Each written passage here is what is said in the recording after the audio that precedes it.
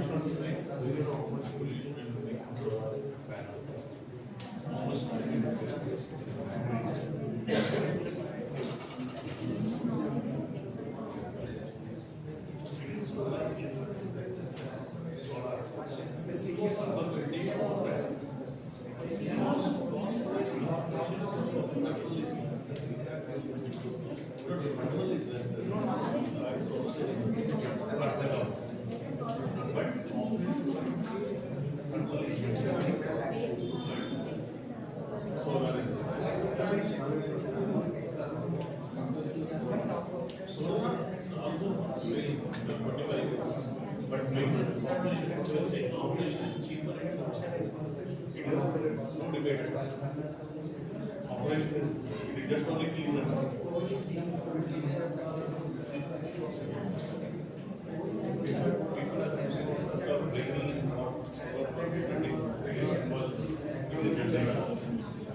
Okay, time's up. Presenters, please come forward.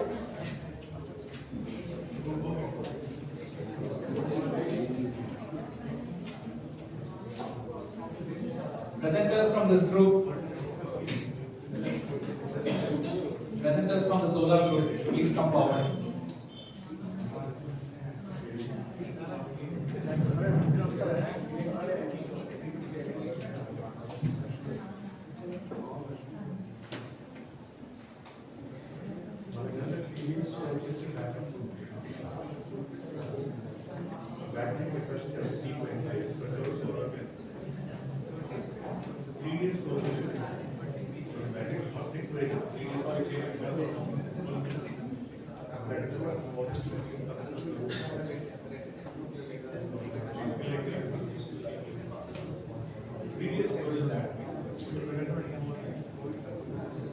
Okay, please get started. You're waiting for them to start. Why don't you start?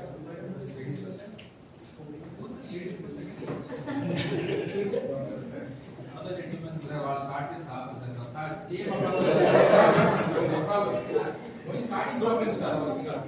And say you have better points. Thermal, you can start. compared to solar power plants, thermal power plants have more efficiency, more efficiency, generation efficiency. For thermal power plants, for 1 kilowatt of energy, we should use 10,000 tons of coal. When it comes to solar, there is no 10,000 of heavy energy. Okay, when you are stating a fact, give us the source also. According to what source? Is it 10,000 tons for 1 kilowatt? Whole. Ton means 1,000 kgs. 1,000 kgs. 10,000 One ton tons of of source. Because you are getting 5 rupees per unit. 1,000 units, whatever can you. So, 1,000 kgs. 1,000 kgs. So, just look at it. Correct your fact. Correct 1,000 kgs. 1,000 kilos of coal for 1 kilowatt. What is the source of this fact? Also you should state. Otherwise, that fact will not be taken.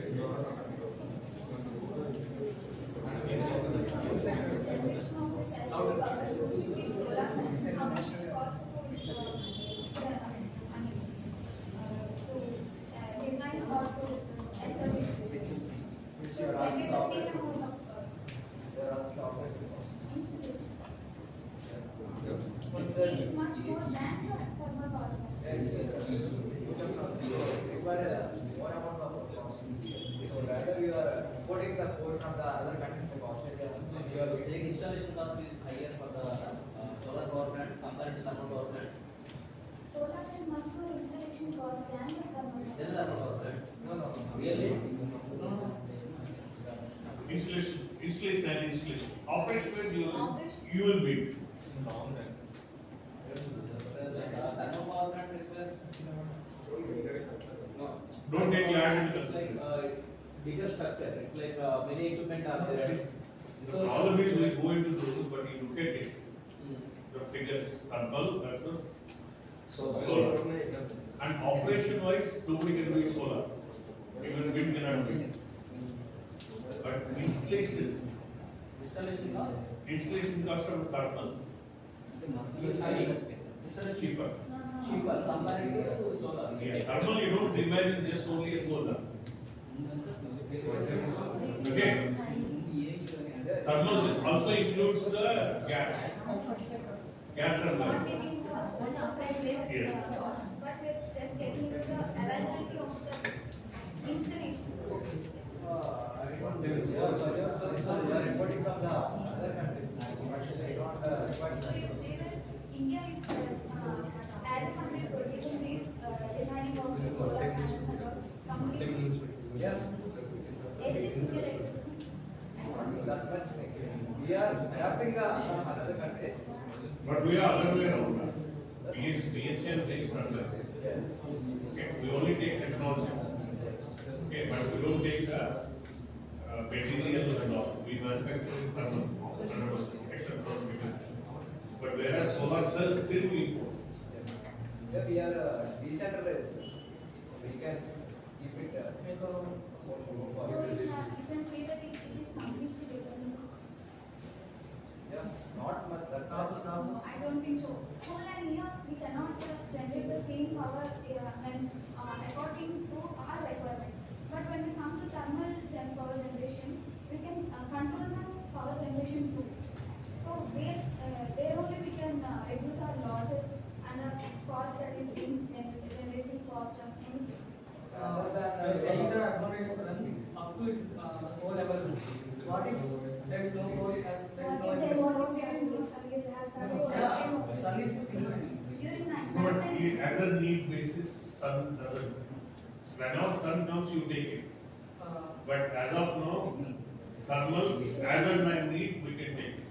but As of now, present condition.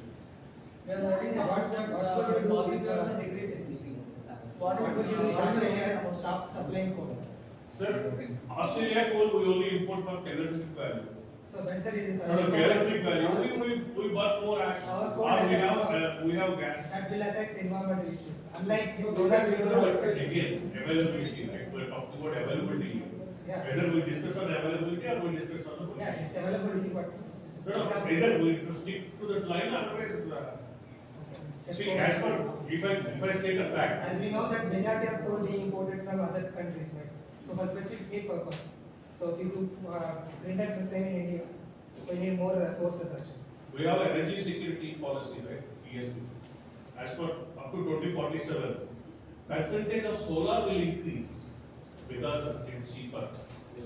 But even at 47, we have thermal power plants designed for planning. 2047. 2047, I give the data. So up to 2047 also, we have power plants lined up for thermal because as of now, we don't have a reliable source, reliability of the renewable energy system. Okay, we agree with that. When it comes to the usage applications, Reliability. one is the domestic applications and one is the industrial applications. Okay, when it comes to the domestic applications, when it comes to centralized and decentralized, solar is the much useful in the future also, and it is self-dependent when it comes to the domestic sector. But when it comes to the industrial sector, yeah, no doubt, thermal power it will use for the future. We agree on that. But when it comes to domestic, solar will take the dominant. Even we should agree on that. Usually we should agree on that. That's what completely agree. But the thing is that we cannot say that that is completely environmental friendly. Yeah. No, no, again, talking about reliability. Let's know the learn points. When we say a complete year, the sun cannot get the sun rays, so it is not complete. Cannot just the sundays of not coming every time. Only days, night. Can you say that there is no input for the whole month? Can you Because The answer to a question is not a question. if you come to the importing, then your complete system has to be imported from the other countries, right? Maybe we don't know. Currently, we may not manufacture in India. Maybe who knows? So that's what I'm saying. That's what I'm saying. As of now, if we see on a domestic purpose, solar and wind is a very reliable on a domestic purpose.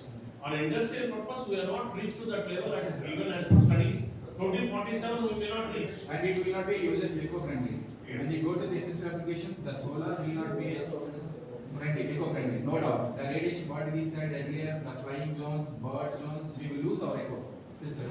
So every application, whatever the natural resources, we should use in such a manner that it will be in future also, it will be support to the environment and health also. So any industry, whatever you take, it was one is main factor is environment, then second factor is health. In the earlier people talked to HSC, health, safety, health, environment, safety. Then system changed to safety, health, environment. Now the new concept is EHS. Anything you take it, first is environmental, has to take into consideration. Then health is the second part. When environment is safe, our health is safe. Then according to our safety guidelines, we'll implement. And nothing is 100% safe in the world. Anything you create, it's not safe 100%. But there should be minimum by taking the safety guidelines, by protective measures. We should produce in such a way the energy. With this, let us call it an end to the debate. A round of applause for our colleagues.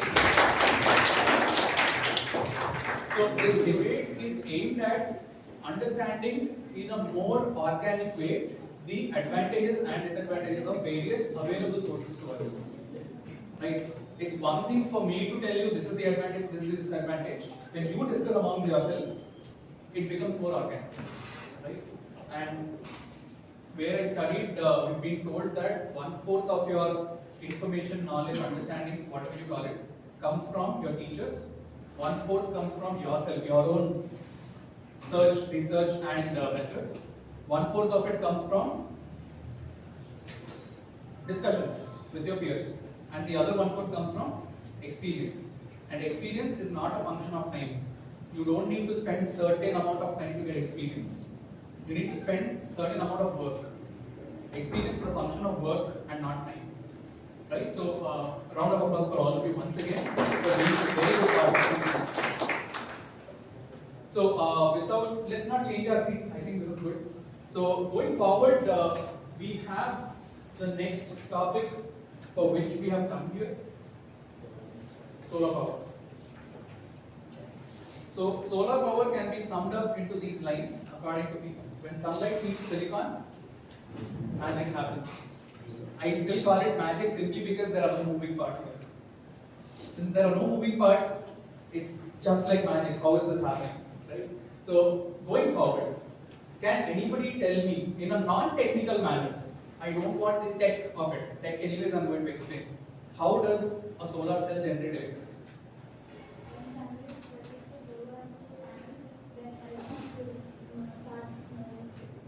Right. Yeah, before that, we need to understand what is an electron. There are a lot of terms here, right? So, what is an electron? A particle that carries negative charge. A particle, can we say it is a particle? An atom. Atom, can we say is atom an electron? Part of atom. Part of atom.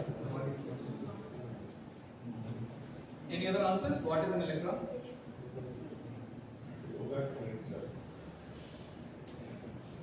I'm not going into wave particle duality or anything. No, simple. Let's keep it simple. Electron is something which causes electricity. Simple as that, right? For the current practical topic, let's say that electron is something which causes electricity, right? Does electron cause electricity? Exactly. Electron is the source for cause of electricity, but electron itself is not electricity, right? So, how is solar power generated? Step by step. Let's go with steps. What is the first thing that we need for solar energy? Exactly. Sunlight has energy. That's the number one point, right? Sunlight has energy. We all agree on that. Therefore, we have heat, light, all. Next, solar photovoltaic cells. PV is short form for photovoltaic, right? You will see this in the industry often. Everybody calls it PV cells. PV is nothing but photovoltaics. All right, photovoltaic cells. So this photovoltaic cell is exposed to the sun's energy, basically sunlight. A voltage is created. What is voltage? We'll go into that later. A voltage is created here, right? Many such cells, each, an individual cell cannot give us meaningful result. So a lot of these cells are connected together in a pattern. Series, parallel, will go later. In a pattern, a certain pattern is connected together. And this connected cell network is called a solar module. People say solar panel. Panel is also right. Module is a more technical term. If you want to be an engineer, or if you are an engineer or somebody from the industrial point of view, you call it a module. Consumers call it panel. You should be able to both, because on a day-to-day basis we deal with industrial people also, we also deal with end users. So both of them can be used interchangeably. Module, panel. Even in the course of this discussion, etc., we will be using module and panel interchangeably. There is no difference between them. It's only a spelling difference. That's it. So then finally what happens? Solar modules generate sufficient electricity for us. That's all. Many modules like these, like one solar panel, what is the highest rated solar panel you know? What is the maximum amount of watts of panel that we know? Megawatt and all is one solar panel, how much can it generate? 400. Anyone else? 100 watts used to be in 2013. Now it's scaled up a lot. Up to 250 to 300. 250 to 300 is what AU has. Because this was established in 2018 or something. We are talking about 2024. Today there are solar panels where one panel can, in lab conditions, generate 710 watts of power. How much is the square feet of panel? 2 square meters. 2 square meters. 2.2 square meters. 710 watts. 710 watts. What is the 710 maximum where no panels are? Right now, commercially available solar panels, they are able to generate. I'm talking about the industry maximum here. Industry maximum is 710 watts. So lab condition is 24 degrees Celsius. 25 degrees Celsius. 25 degrees. And also the radiation has to be in a certain, we'll go to that anyways, but the radiation has to be specific there. So here also lab condition is 25. Absolutely, 25.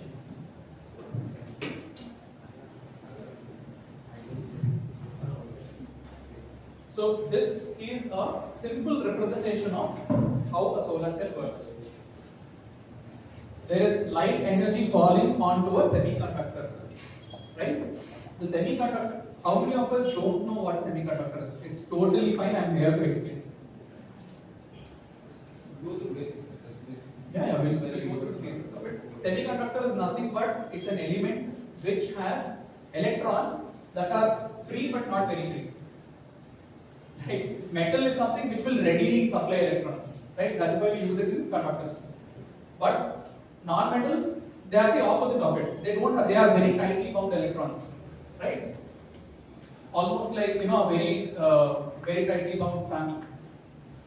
If we talk about semiconductors, they are somewhere in the middle. They have electrons that they can give out, but they don't really give it out without an external push. Right? So that is a semiconductor. Now, in a semiconductor, there is something called an N-type semiconductor, P-type semiconductor. I am going to play a video which will show this in a much better manner than I can verbally tell you. Videos are better. Alright. I'll also give you the source for the video. It is not a big deal. So when there are two types of semiconductors sandwiched together, what happens is across them there is a voltage difference created. That is how it works. Sunlight falls, semiconductor activates, generates a voltage. That voltage can be used. This is how a solar PV cell works in a very simplified manner. This is an ultra simplistic manner in which we are going through. Now, going through semiconductor and solar cells, there are types of solar cells, right? All of us have seen a solar panel, right? Anybody who has not seen a solar panel? It's okay. Anyone who has not seen a solar panel? Good. So if you've seen a solar panel, there are many cells in that. Certain panels look blue in color, some of them look black in color, some of them look purple, black, blue combination in color, right? So let us see what those are actually. It is important to understand what type of solar cells are there so that you can make a decision on what is the best one for the use case that you are dealing with. If you are dealing with a residential case, there are certain types of cells that we will prefer simply because cost versus availability versus area available. If you are dealing with industrial use cases, the cells that you use can change, can differ based on what you are dealing with. The knowledge of what kind of solar cell is being used in a panel is extremely important if you are buying it from a supplier, manufacturer / vendor. Alright, otherwise people will do it just like that. You need to be able to ask the right questions, right? Because if you are going to be an entrepreneur or even if you are going to be somebody on the purchase committee of an industry you are working in, if somebody is selling you solar panels, you need to be able to know what all is being supplied in the solar panel. Because solar panel is not a product, it's an assembly. Right? We'll get to that. You can see that this type of a solar cell is called a thin film cell. Thin film cells are the near future right now, is what people are claiming. There's enough research going on and a lot more needed. Right now, the solar cells we have in the market are monocrystalline and polycrystalline. Alright? Just need to understand the names, don't get into the specifics of it right now, we'll go there anyways. Now, how are solar panels made? In a very simplistic manner. It is important to know this so that you understand further as to how solar panels behave in various conditions. So, how are solar panels made? The first thing we need is silicon, because the cells of solar panels are made of silicon. Why silicon? It's a semiconductor. Simple as that, right? So, since silicon is a semiconductor, it's a popular and very available semiconductor. There are other semiconductors called gallium arsenide, all of these. But the problem is gallium arsenide is very tough and it has to be synthesized in a lab. It is not something that you can do in a metallurgical industry. You have to synthesize that in a lab. So, if you go into silicon, it's very abundant also. Where is silicon extracted from? Very good. It is extracted from sand. Not any sand. There are certain sands which have abundance of silicon, from which silicon can be easily extracted. You can't go to Vizag beach, take all the sand you can, and start the silicon industry. That won't work, right? There are river sands that are used. River silt, river sand. These are used for making silicon. All right, and What is Silicon Valley in India? What place is called Silicon Valley of India? Silicon City. Real silicon? Not the Software the software Silicon. Yes, the popularly known Silicon City is Bangalore. Interestingly, nobody makes silicon there. Nobody manufactures silicon in Bangalore. Okay. It is just called Silicon City because of its computing, the amount of computing that happens in Bangalore. It's still under debate. Heavy debate, actually, because the conditions there don't, the conventional conditions for generating silicon are not present there. What happens is you need certain steel ladles to be able to churn the silica, the liquid silica. Problem is steel at those temperatures, it becomes brittle. So there's a ductile brittle transition temperature, right, for steel. So at minus 15, steel becomes brittle, as good as glass. So they're still coming up with certain composites. My project work on my 4th year of engineering was on composites that can replace steel for these operations. Is it just a buzz? Yes, it's a buzz as of now. There's also a roadmap, but there's also a roadmap. So people are still coming up with it. DMRL is actively working on it. Yes. So that's one thing. Now, silica is the raw mineral that from which you can extract silicon. Once you extract silicon, you don't extract silicon like a cube or a cylinder or anything. You extract it as a rough material, right? Rough material. Once you take that rough material and then you cast it, it becomes an ingot. What is casting? Make it into liquid or bring it to some high temperature, beat it to a shape or pour it into a shape. That becomes an ingot. Now what we prefer is, today's preference is not cylindrical ingots, today's preference is cuboidal ingots. Like a rectangle expanded in 3D, right? 3 dimensions. That is what today people prefer. Now, from the ingots, you cut using various technologies, laser cutting, electron beam cutting. People use various technologies to cut these ingots into very thin layers. You have to have extremely thin layers for the sun's energy, sunlight's energy to displace electrons in the solar cell, in the wafer, right? Now you have a silicon wafer. Is it sufficient? No. Why? It's a pure semiconductor. Pure semiconductor cannot do anything. It has to have some push. Like I said, it has electrons, but not ready. So you have to make it ready. How do you make it ready? There are processes. There are processes to make silicon cells ready to activate and conduct electricity. It is called doping. The technical term for it is called doping. Not the doping that sports people do. That's a different type of doping. This is you intentionally inject certain impurities. Concept is the same. Yes. But here you intentionally inject certain impurities into silicon so that the electrons become free. You are changing the internal affinity of the atoms to make their electrons free. That's what we are doing. What are the ways to dope? I just said inject. You will get the imagination of injecting and all of that. But how is it actually done in a solar cell? Exactly. There is something called chemical vapor deposition. Right? Solar cells are taken into a chamber. Certain chemicals which are rich in phosphorus are deposited through fumigating it with gases. Right? Certain gases are released in that chamber. And the silicon cells are allowed to absorb those gases to a certain extent. It's a very controlled procedure. It's not something that you can just do. It's a very controlled procedure. And solar cells get doped or deposited on one side so that they start generating. If a cell is being subject to this kind of chemical vapor deposition on both sides, it is called a bifacial cell. If it's done only on one side, it is called a monofacial cell. Okay? So one. Is the same one recent coming up on both sides? Absolutely. Yes, sir. Absolutely. So today bifacial cells are therefore a little bit costlier because vapor deposition is being done on both sides. It's an additional work or an additional process done. We'll get into that also. So once you have solar cells which are characterized with the vapor deposition, They are all connected together. How they are connected, we'll get to that in the video. All the cells are connected together to form a solar panel. Because an individual cell is not sufficient to give you enough voltage or current.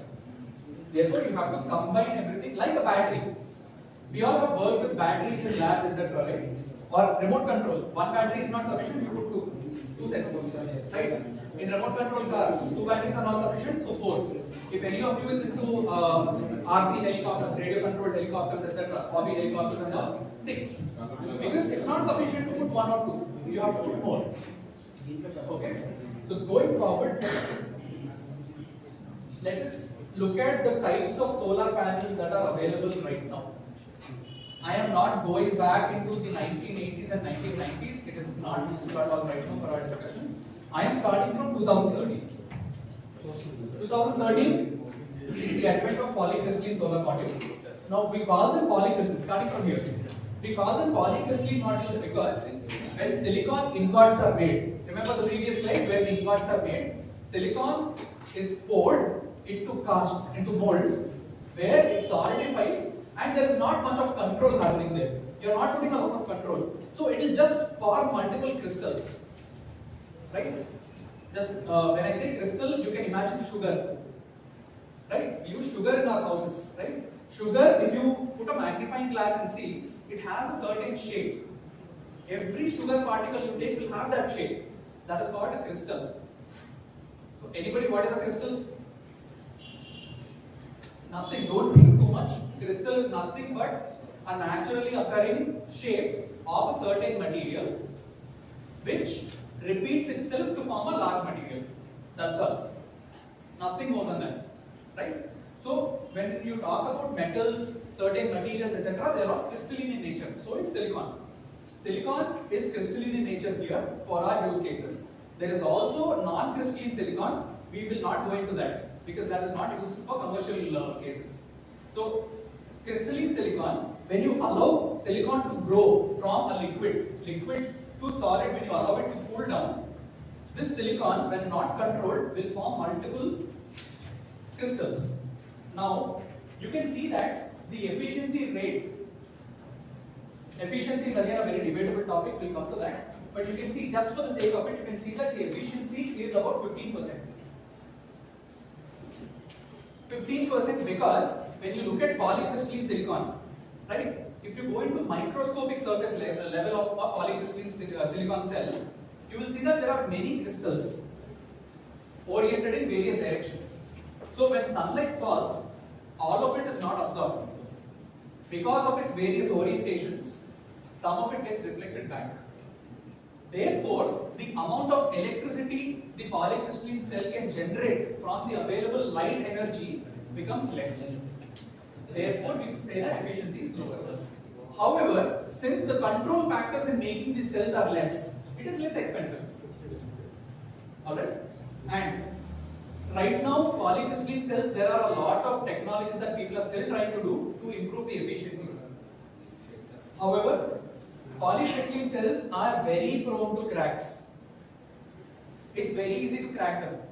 Right? You just handle them in the wrong way, they'll start cracking. People popularly tell us that solar panels are, warranted for 25 years. It is not entirely true. If you have solar panels with cracked cells, nobody gives you a warranty. Your solar panels are 25 years warranted only for the power production. It's only a power production warranty for 25 years.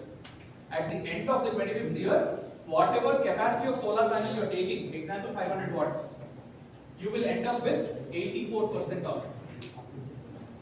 That is the warranty people give. It is not on the cells. That's the first thing you guys need to know. Of course, Yes. I read stories, monkeys breaking the panel. Yes. So, is there something like a protective layer on the top? Is it cost effective? Like a mesh something like, because of the radiation, less of the energy, so people don't do it. So, because throwing a stone, yes, absolutely. monkeys are.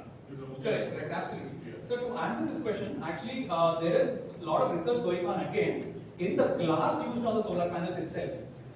no extra layers or anything on the entire array, but on the solar glass itself, there is a lot of research going on.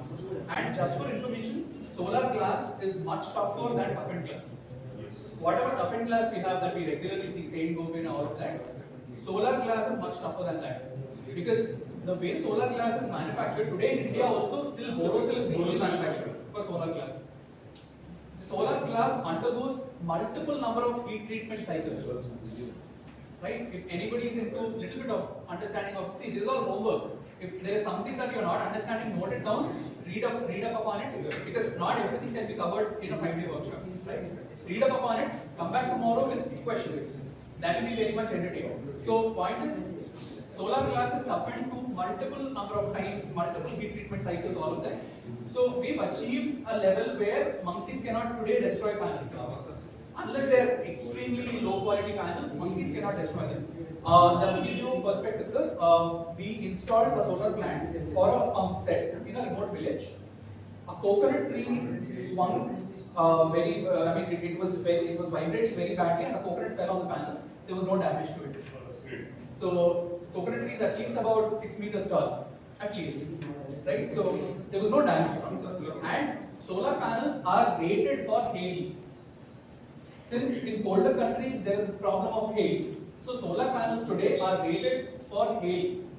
So if you have golf ball sized hailstorm also, hailstones if they form, everybody knows what hail is.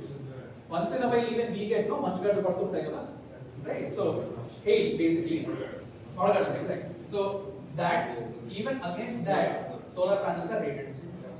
Therefore, there is a lot of improvement in the material level technology that is happening right now. So going further, that is a polycrystalline panel. This is an amorphous panel. You can forget about it. We are not going to delve into amorphous panels at all. This is a monocrystalline solar panel. In a monocrystalline solar panel, so the silicon ingots, right? Once in the formation of the ingot itself, there is a lot of control in how the silicon is solidifying. Alright, how it is solidifying? It has to solidify as a single crystal. That is the requirement. Therefore, control factors are high. Therefore, these panels are also slightly more expensive.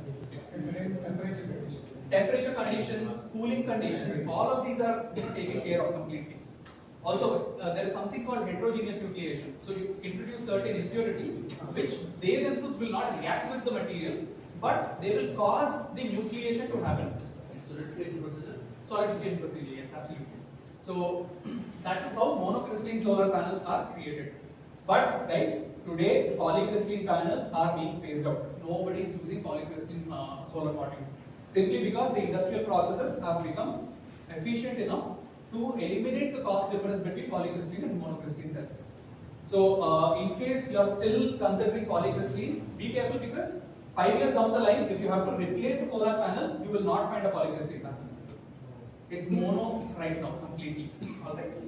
So Good business of absolutely. And we will take mono one step further in the next slide to understand what kind of technologies at the cell level are being implemented right now and which are commercially available. All of this is going to deal with commercial availability from now on. There will be very little theory, there will be more of commercial understanding. So these are called concentrated PV cells. Concentrated PV cells, as you can see, are shaped like a concave mirror. Basically what they do is, if you have a lot of light, today it's become an experimental setup where people are concentrating sunlight into very concentrated beams and radiating them onto solar panels. So that there is a lot of volume of light. Right? I'll just give you an example. Anybody who has a solar watch by any chance? Solar watch. I'll get mine tomorrow. I have a solar watch. I'll show you tomorrow. That solar watch, it has a solar cell on it, and even under this light it will charge. It takes calculator also, solar calculators also. It takes 8 hours for my solar watch to charge under this light. But if I take it into sunlight, 5 minutes. What does that mean? Light is light, but where is the difference? Okay, before going forward, let me tell you very clearly, heat is extremely bad for solar panels. It is silicon. Silicon cannot work very well under hot conditions. Therefore, your computers and all, computer labs, etc. have AC. So that your computers can run efficiently. We are dealing with sunlight, not heat. Okay? So going forward, what happens is, it is not just light, it is the volume of light present. That also plays a big part. Volume of light means what? Intensity is one more point. I'll come to first volume, then we'll talk about intensity also. Volume of light means the amount of light. If you take a cylindrical tube and put it to my watch, like this, the volume of light, how many beams of light are there in that cylinder? Sunlight is a huge volume. In Vizag, sunlight has lesser volume. Why? We have sea mist. Right? When you are driving on the beach road, you will see that sometimes it's foggy. In the street lights and all, you will see that there is a lot of mist. We have a lot of sea mist. Because of sea mist, sunlight, when it comes into the atmosphere, reaches Vizag, it gets diffused. Right? Not scattered. Scattered means again bigger. Diffused. Sunlight gets diffused, therefore not a lot of volume reaches us. In cases like Hyderabad, good volume, good flux. Right? Because they are in a plateau region. They don't have a lot of sea mist. Same thing goes to Bangalore, elevated terrain they have. So you have to also have an understanding of the area you are in. So even in Vizag, if you go around 80 to 100 kilometers away, yes, you don't have a lot of sea we mist. don't have a lot of Absolutely. so, Yes, it's viable there also. Viability is there also in seashore conditions, yeah. but it's lesser. Okay. Fractionally lesser here. So that is what happens. So what happens is, when you make light volumetric, if you increase the number of beams in the light available, you are able to generate more electricity. That is number one, volume. The other one is intensity, like you said. This light is soft. Correct? When you stand under this light for a long time, you won't feel some burning sensation on your body. It is not intense enough. Danika energy ledu. Right? It's not intense to cause discomfort to you. You go into sunlight. The light is sufficient to cause you some discomfort. Right? Not just heat. If you just go purely into sunlight also, there will be discomfort. Let's take a better example, laser.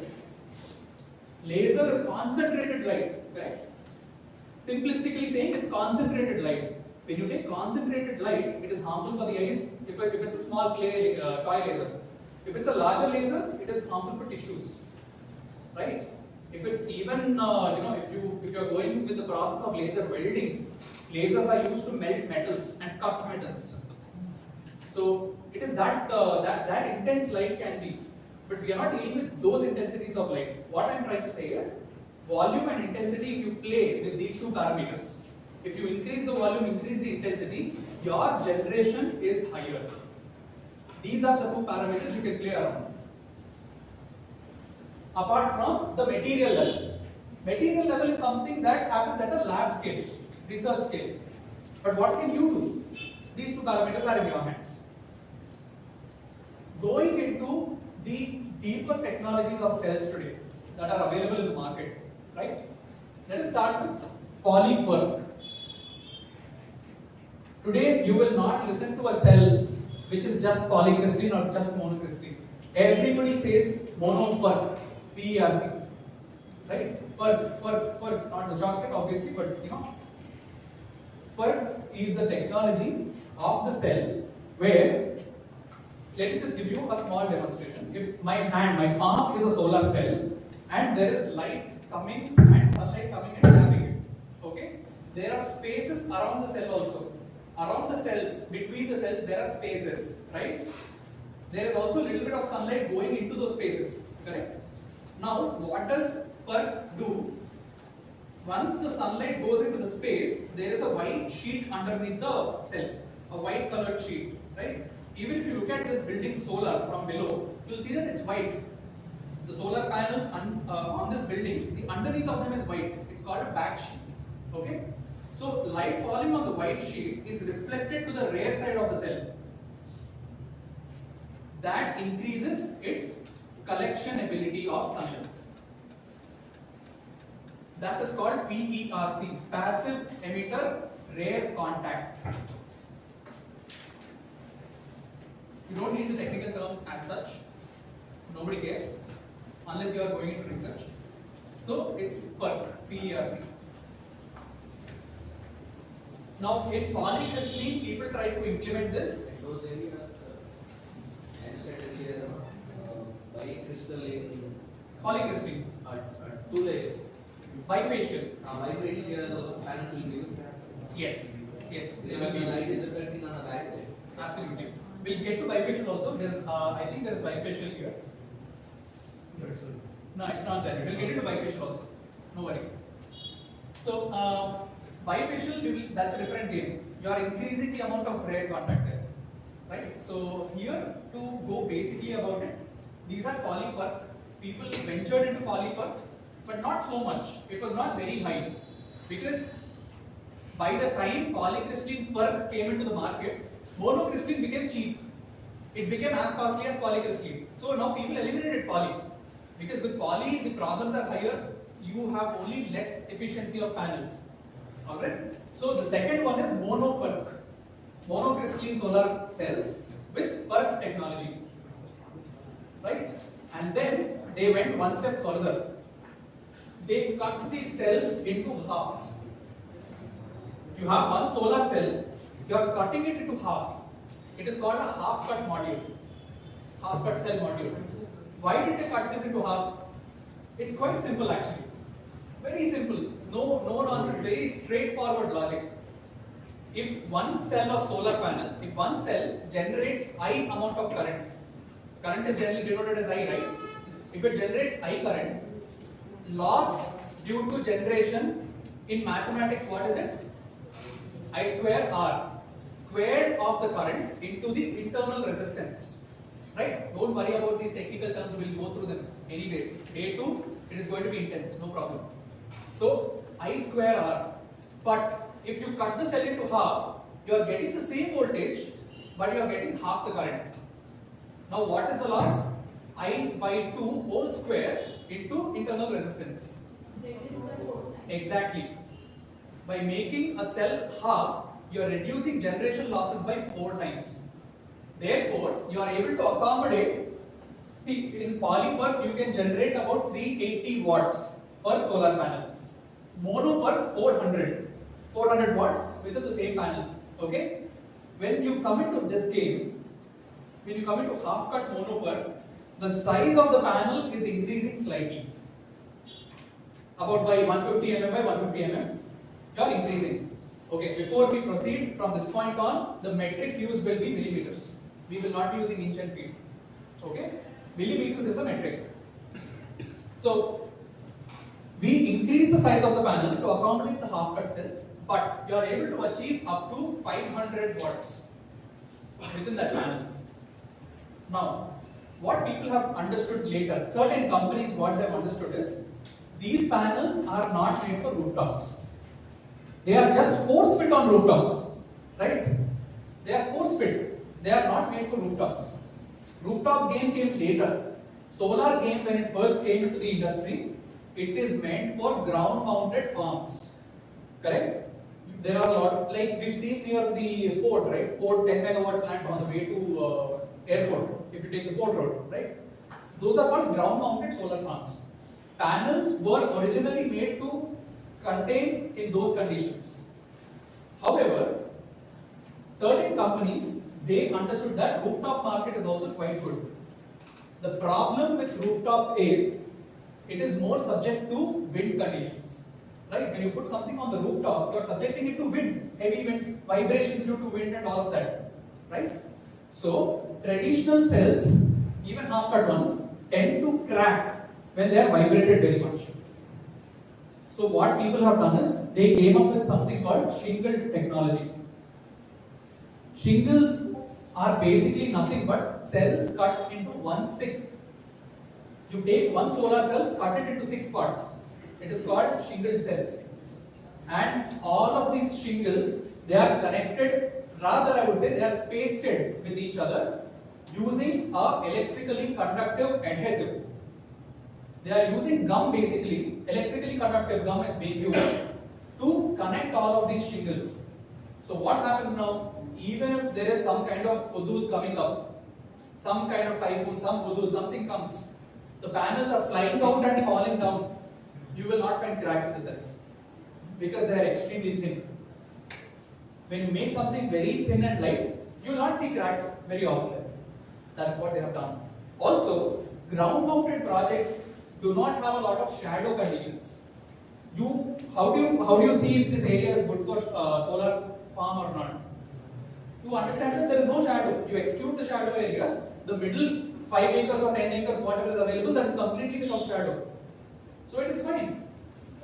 But when there is a shadow on a solar panel, the production of that solar panel drops.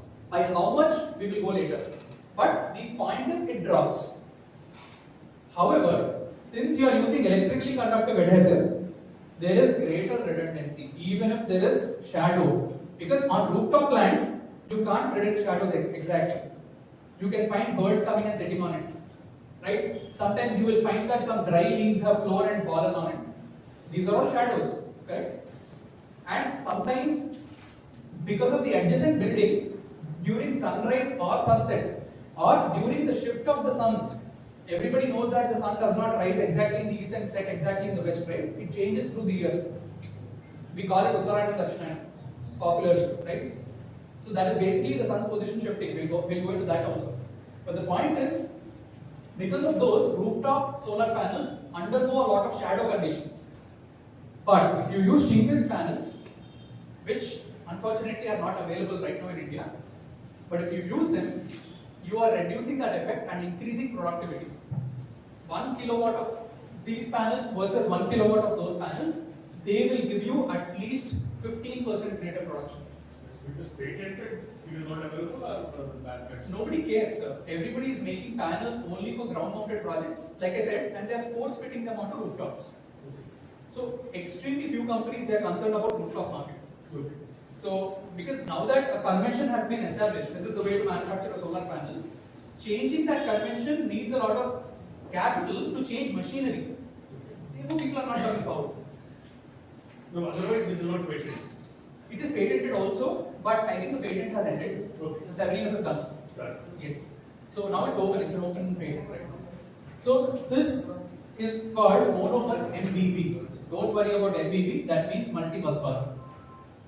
Alright? What is a bus bar, etc. We'll get into the video, no problem. There is something else called N-type TopCon. This is the most recent entrant right now. There is a lot of buzz around TopCon. You go into Google, type TopCon cells, you will find all the companies in India have started TopCon. Right? So what is TopCon? We'll go into it in one session later on.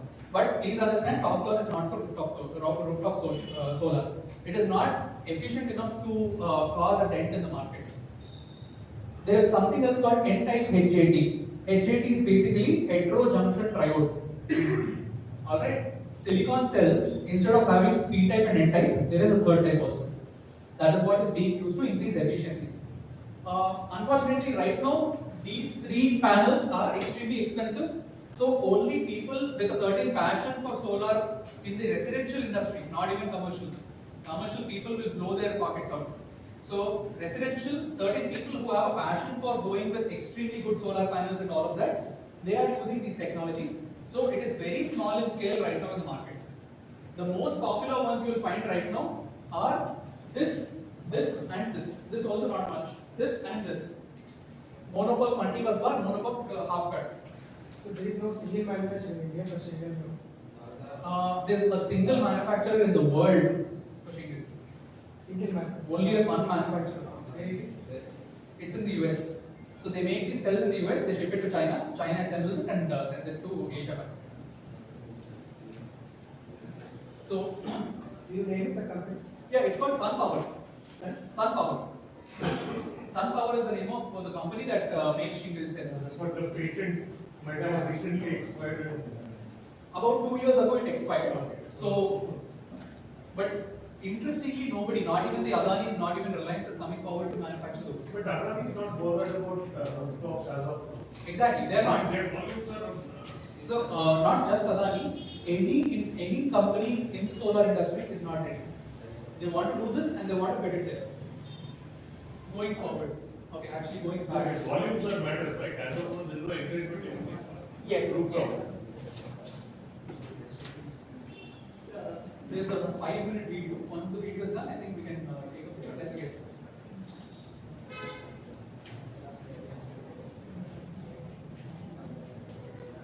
started.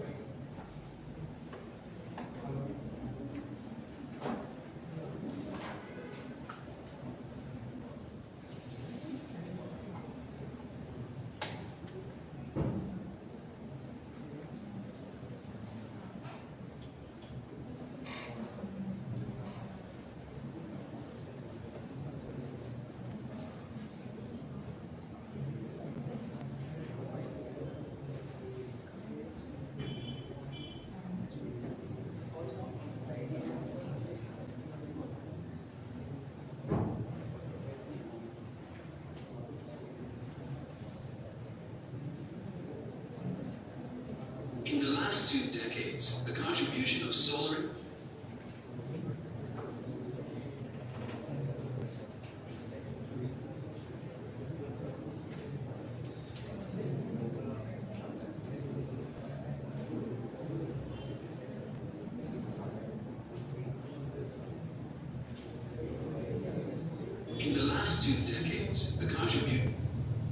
Alright, it's a nice short animated video, and I think this will make us understand a lot more better and a lot more easier. In the last 2 decades, the contribution of solar energy to the world's total energy supply has grown significantly. This video will show how solar cell or photovoltaic cell produce electricity. Energy from the sun is the most abundant and absolutely freely available energy on planet Earth. In order to utilize this energy, we need help from the second most abundant element on Earth, sand. The sand has to be converted to 99.999% pure silicon crystals to use in solar cells. To achieve this, the sand has to go through a complex purification process as shown. The raw silicon gets converted into a gaseous silicon compound form. This is then mixed with hydrogen to get highly purified polycrystalline silicon. These silicon ingots are reshaped and converted into very thin slices called silicon wafers. The silicon wafer is the heart of a photovoltaic cell.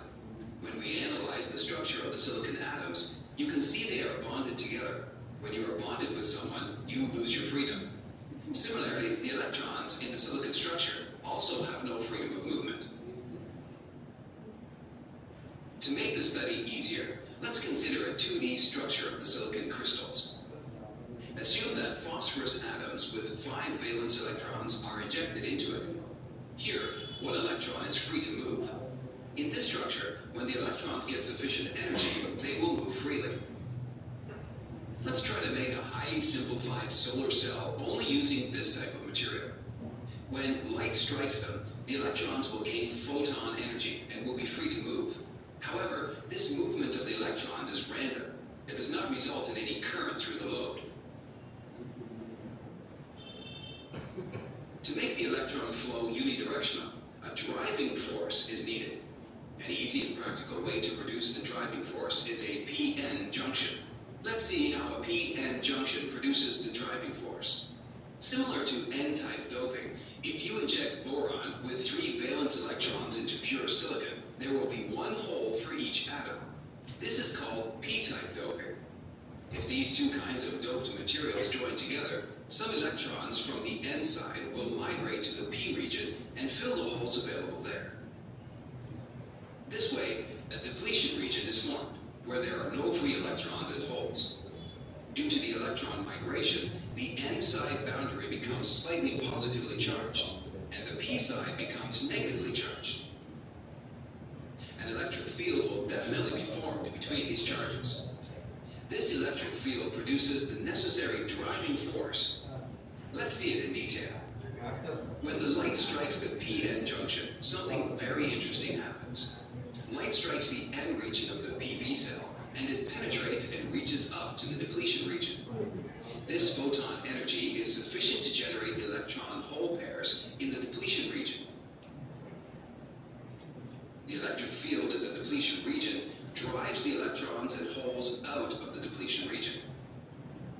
Here we observe that the concentration of electrons in the N region and holes in the P region becomes so high that a potential difference will develop between them.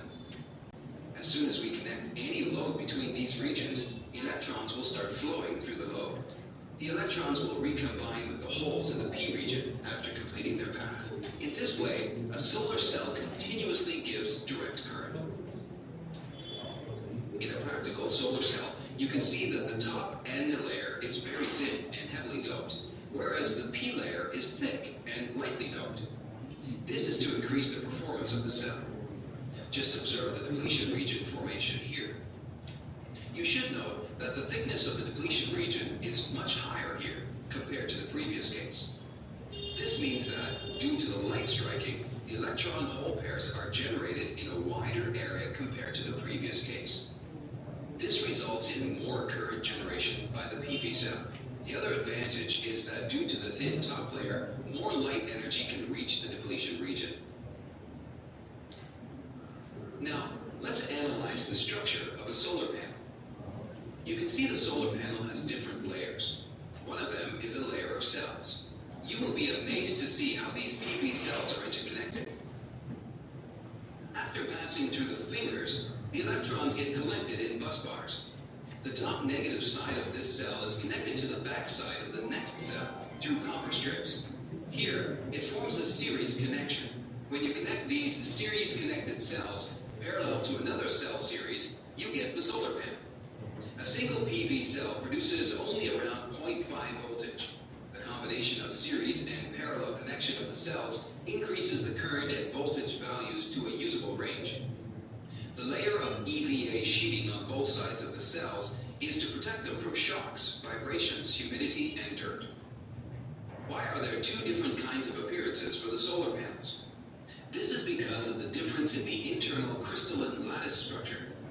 In polycrystalline solar panels, multi-crystals are randomly oriented. If the chemical process of silicon crystals is taken one step further, the polycrystalline cells will become monocrystalline cells. Even though the principles of operation of both are the same, monocrystalline cells offer higher electrical conductivity. However, monocrystalline cells are costlier and thus not widely used. Even though running costs of PV cells are negligible, the total global energy contribution of solar voltaic is only 1.3%. This is mainly because of the capital costs and the efficiency constraints of solar voltaic panels, which do not match conventional energy options. Solar panels on the roofs of homes have the option to store electricity with the help of batteries and solar charge controllers. However, in the case of a solar power plant, the massive amount of storage required is not possible. So, generally, they are connected to the electrical grid system in the same way that other conventional power plant outputs are connected. With the help of power inverters, DC is converted to AC and fed to the grid. Please support Learn Engineering's educational activities on patreon.com and all.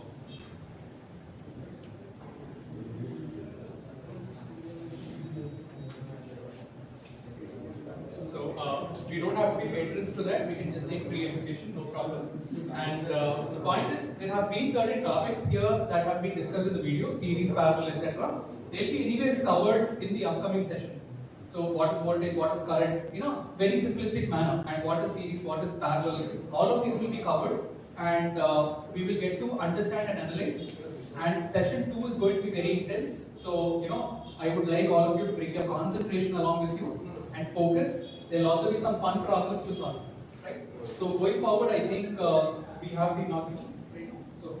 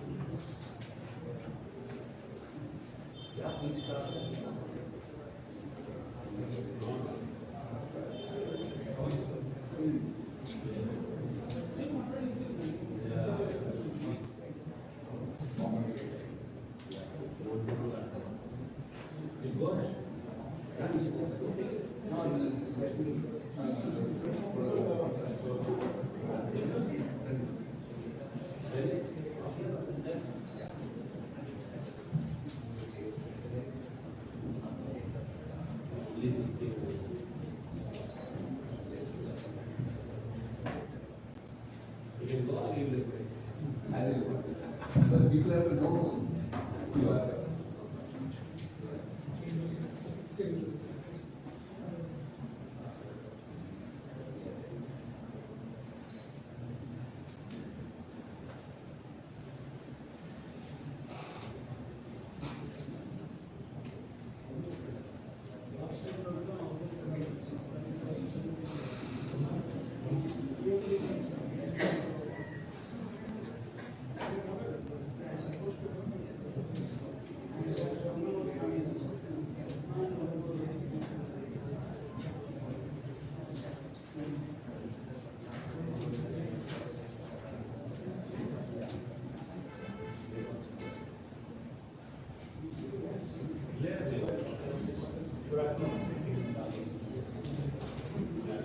Good afternoon, everyone. Thank you all for coming. Much awaited inaugural function is about to begin. Let's invite Dr. Gloria Swarupa, Director General of Thank you for taking time and coming to and with us.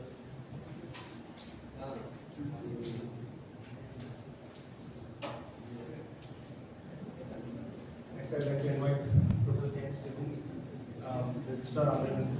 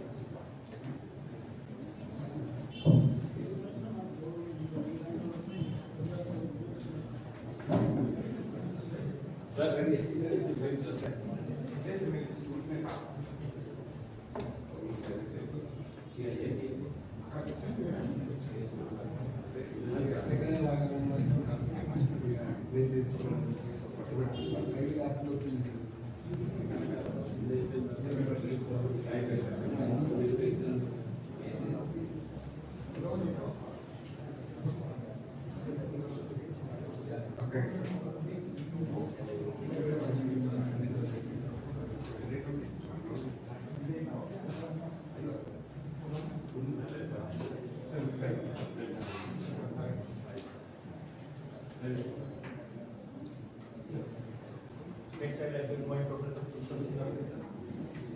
IBR Chair.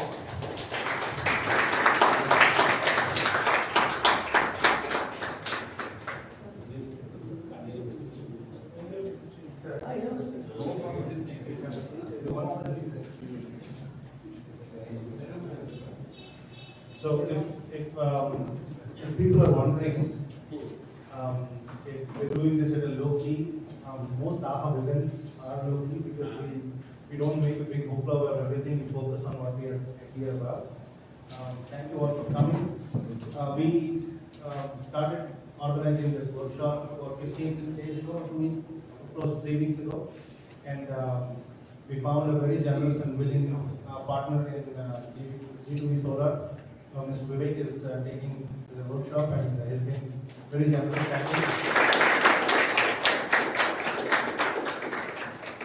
And so I'd like to invite each of our speakers here, each of our guests here on stage to say a few words about the workshop itself and the vision behind it. First, I'd like to invite Dr. Purushottam to speak to the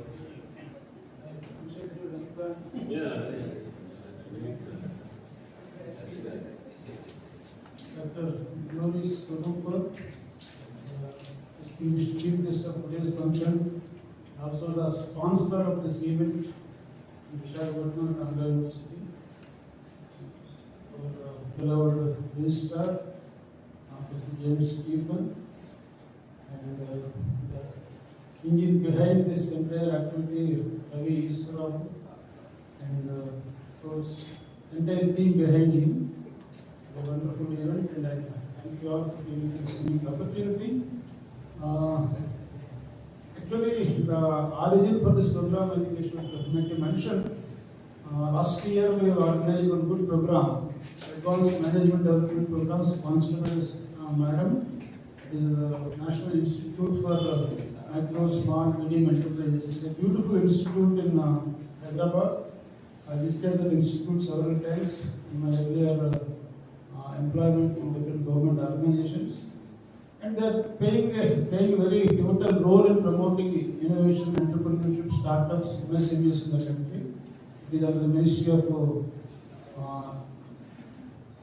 Micro, Small and Medium Enterprises, Government of India.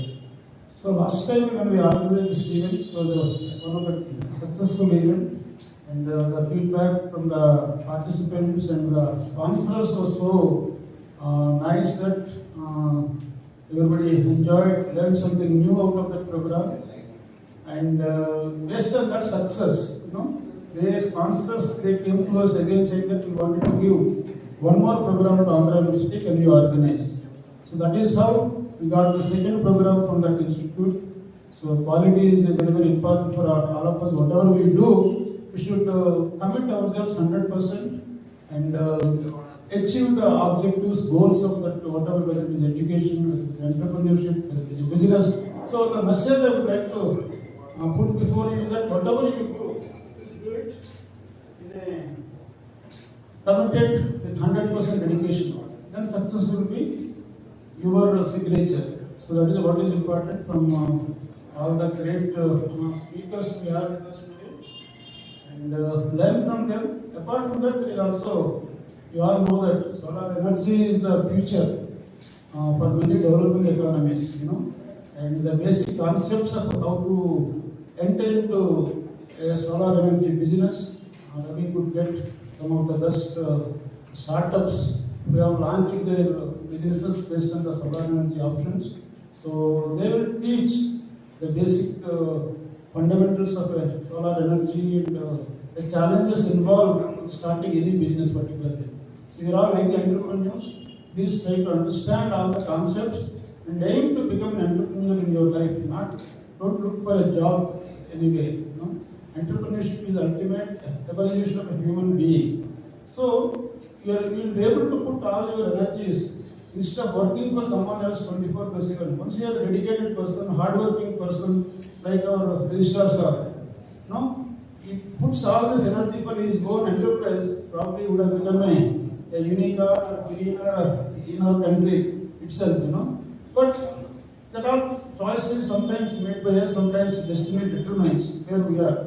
But wherever we are, the point is that we should be dedicated, hardworking, sincere, honest. Carry these values. Whatever you do, you will be successful. But ultimately, in my opinion, though I could not become an entrepreneur because of certain family issues or whatever you call it, but ultimately entrepreneurship is the ultimate evolution of human being.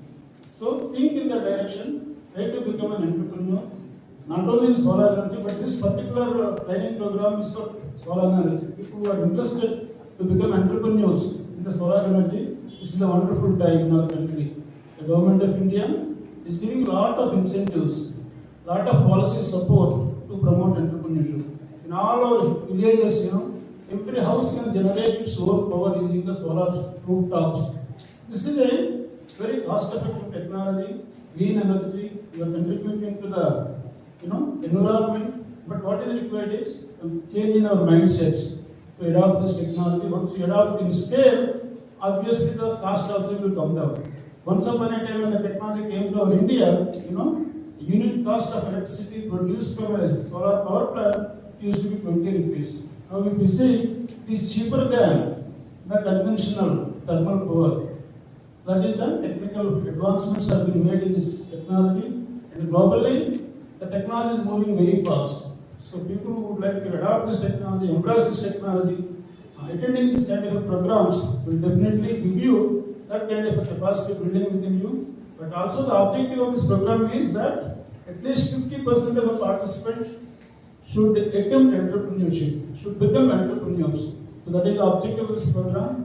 Hope Ravi and his team might have taken in identifying such kind of candidates for this program, so that the objectives of the government, the schemes of the government would be benefiting all of you.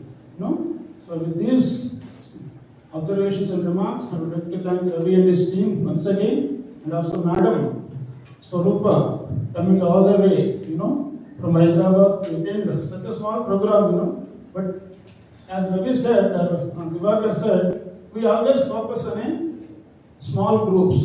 Even the government of India wanted, they said, we want only 20 people. We don't want a huge gathering. But in that 20 people, at least 50% turn out to be an entrepreneur, that we consider it as a success to the program. So, and once you decided to become an entrepreneur, you all know the kind of infrastructure Andhra University is creating in terms of incubation centers, innovation centers. Every support is given to you. There is a fund available. Anyone wants, grant to convert your idea into a prototype. Ravi can give you a check of 10 lakhs to convert your idea. So, like that, the government of India has given to Andhra University, huge amount every year to convert your ideas into prototypes and products. So, please make use of this. And Andhra University is one of the leading incubation centers in the state. Not only in the state, even the country. We got 4 out of 5 ranking in the AICTE ranks of the innovation and the entrepreneurship. So there are so many opportunities are available for the youngsters. And compared to our generation, you are very, very fortunate. But the only thing is, your thought is your limitation. Whatever you wanted to become in your life, you will become that. That is the blessing of current generation. So have great ideas, great goals to your life, and work towards it. Definitely you will be a successful person. Thank you very much, Mr. Garu and Madam, and Ravi for giving me this opportunity. I wish the program a grand success. Thank you, Professor Garu. Just for the benefit of our chief guest, Dr.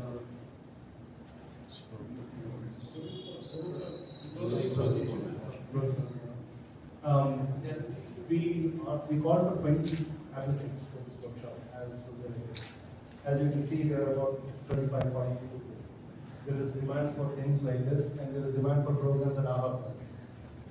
If you're not already familiar, because we just brought back from the airport with Ravi, so he probably gave you a lot of information about AHA. AHA is a large ecosystem. We're one of the largest in India. We have a dual mission. We focus both on startups that come to us for support, incubate them as any other incubator would. And we also focus a lot on students and faculty on campus here and on the creative college, and anybody else who wants to work with us. So there are a lot of students in this group, and the workshop is designed so that there's a lot of discussion, debate, conversation, and not just listening to the lecture. So this is one of, I think, 5 similar workshops that are happening in the next 5 days or 6 days. We are doing a lot of these, and thank you for the support from MSME and many other organizations that give us fund and freedom to do a lot of good innovative work. So with that, I'd like to invite Professor James Stephen, who is here on stage.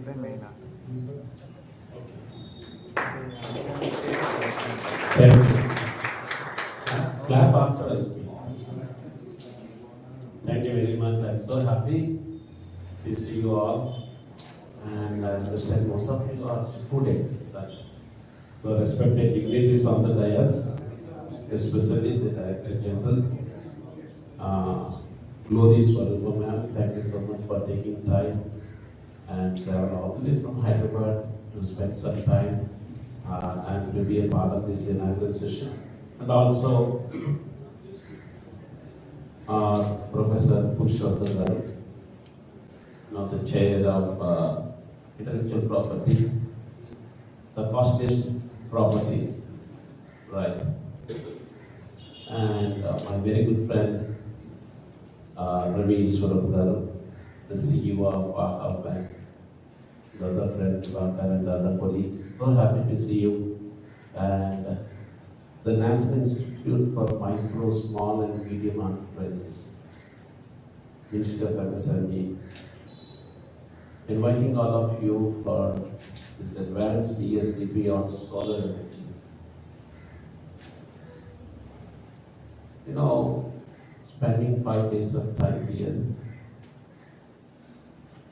listening to wonderful lectures one after the other, and getting that passion to become an entrepreneur, especially the field of solar energy is really awesome.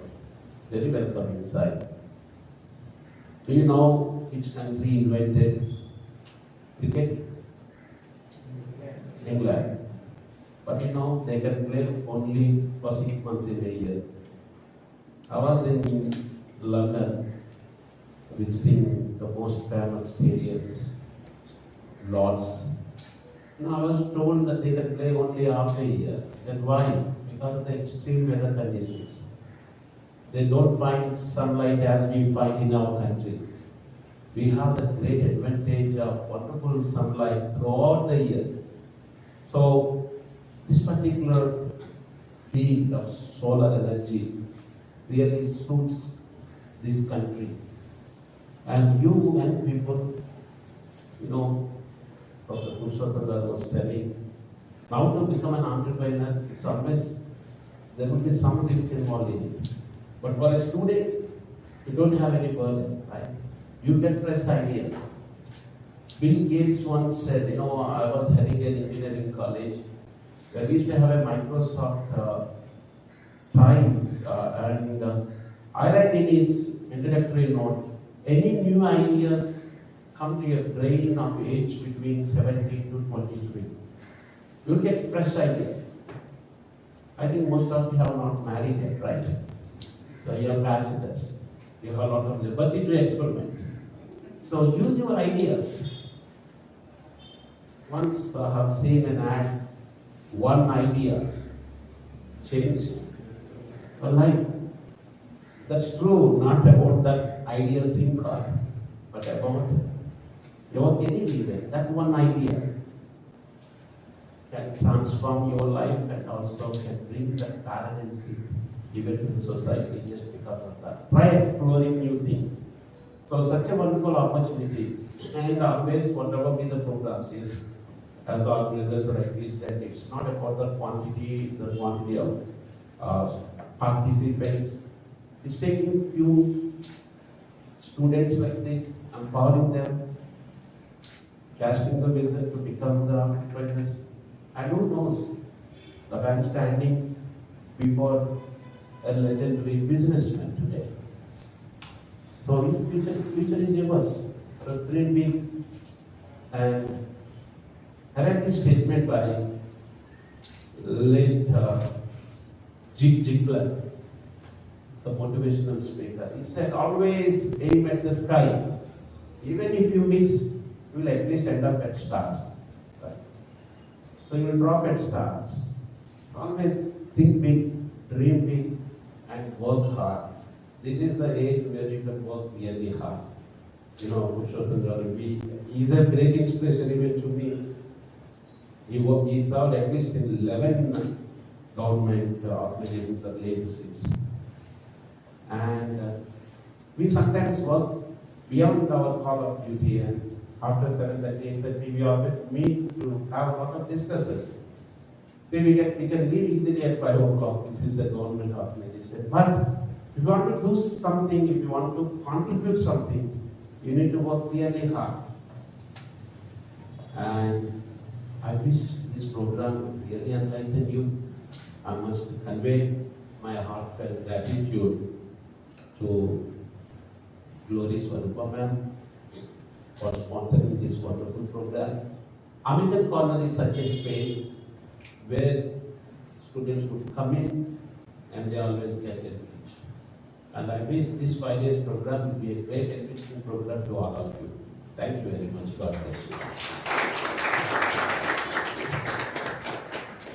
At the end of the program, we expect at least 5 people to become entrepreneurs. Come with your idea.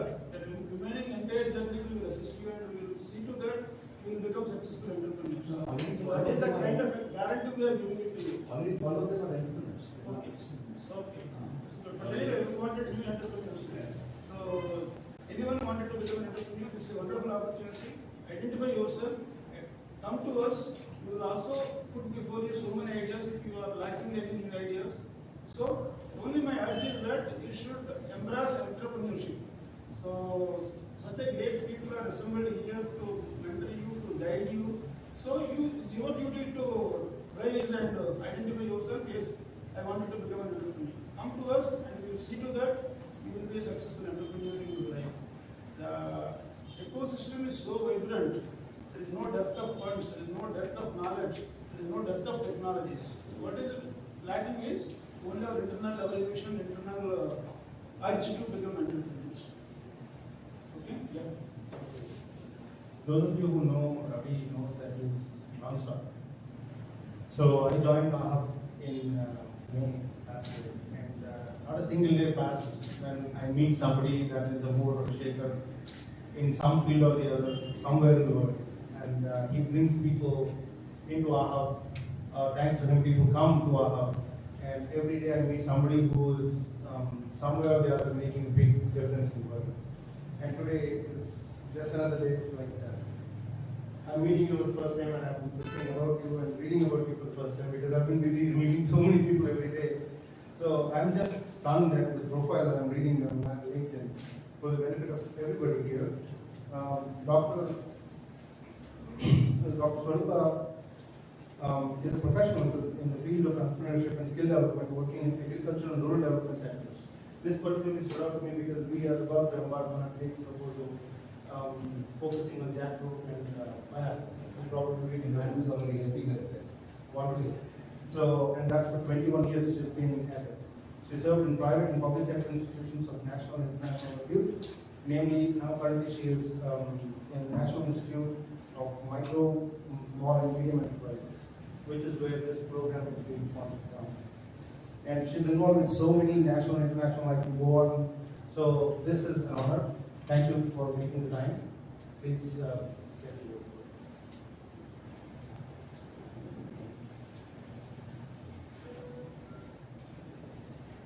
Namaskar. Honorable Registrar of the Andhra University, Professor James Stephen, Professor Purushottam Garu, the Chair, IPR, the coordinators of this 5-day Advanced Management Development Program on solar energy and photovoltaic PV systems, Mr. Ravi Garu and his team, and all the registered participants. A very good afternoon to all of you, and greetings from National Institute for Micro, Small, Medium Enterprises, Ministry of MSME, Government of India, Hyderabad. Before I proceed with the permission of the registrar, I ask the participants to give just a brief introduction about themselves, in the sense like their name and what is their background. Very quick one. I want to understand what you are. And I also request you to sit in an organized way. Can we do it quickly? With your name and what is your background? Like they say already 12 entrepreneurs are here. Entrepreneurs can say that you are an entrepreneur in which field? Service, manufacturing, or whatever you are doing, tomato processing or mobile stores. But others can tell what is your background. Quickly, in 5 minutes. If you need mic, I think they can. You're not required. I think you can speak louder, right? Yeah, go ahead. Go ahead, take mine. I'm pursuing my career computer science engineering from Andhra University. Good. You want to become an entrepreneur also, you can say. Yeah, absolutely. Myself, Nivedita, I have completed my post-graduation in microbiology. Myself, Shivalanta, I am bachelor finally in mechanical. They are very different things from my schools. I graduated in mechanical engineering and pursuing masters in thermal engineering. I'm working for idea related to computer. Myself, I'm currently pursuing my idea related to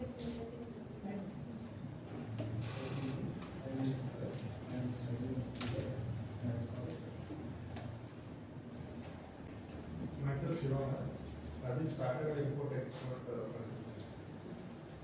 Myself Benedict. I have completed my BTech in Science College and currently I am preparing for the 8th grade.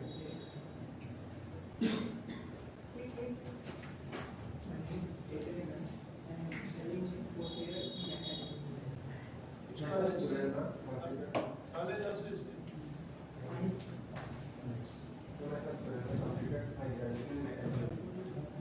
Myself, PRK Satish, recently graduated from Andhra University. I studied in Tech and I'm Ramesh Kaushal, mechanical engineer. I'm Arvind Kumar, pursuing master's degree in computer science at Andhra University. So my name is Vivek and I'm the presenter for this 5-day workshop. I'm a co-founder and a technical director of a company called G2B Solar. We make cutting-edge solar technology design and also we're into urban wind.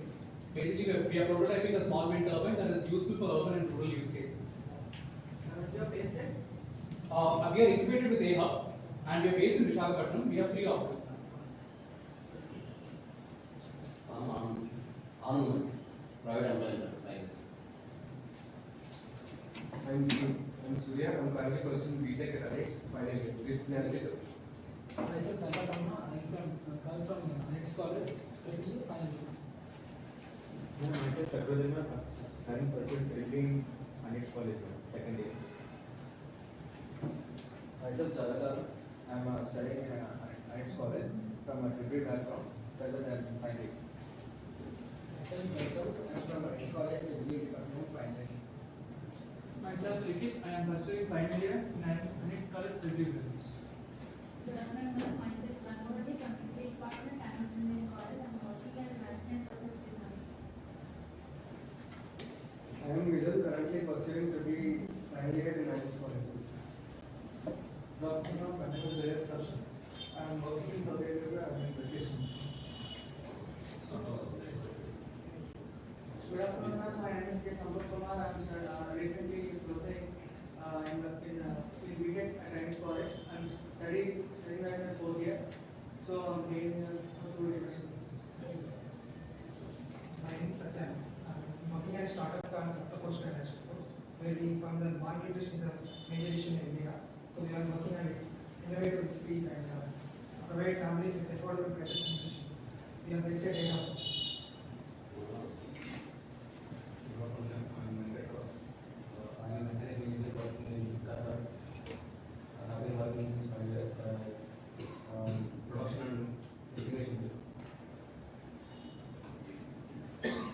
Myself, Sweden, 25 years from around the world, doing projects for oil and gas sector. And last 3 years, I'm doing consultancy for the Indian companies to establish the latest technologies in the industry. Solar is a new one. India policies. How to see the policies in the last 5 years, 7 years, there is no policy support from the government for the solar in India. Last 2 years, I see it could change. Let us hope for the best. My name is Rohit and my background is chemical engineering and I worked in 20 years in the Middle East and I took the early retirement and came for the new opportunity with entrepreneurship. Right now from the last 6 years I'm in the construction series. But I'm looking for the new, like solar is also investment to emerging technology to of the industry. For the entrepreneurs, it's a good opportunity. And I would like to request NIM, MSME side. Like these interactions for the students, it's the best. I think it's not the yearly ones.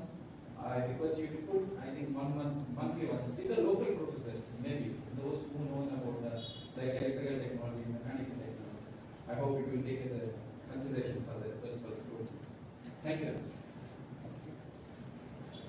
Thank you all for introducing yourself. This program is supported by our ministry, Development Commission and Ministry of MSME and Academia. Ministry of MSME is one of the very, very important ministries with government because we contribute directly to 30% to our GDP.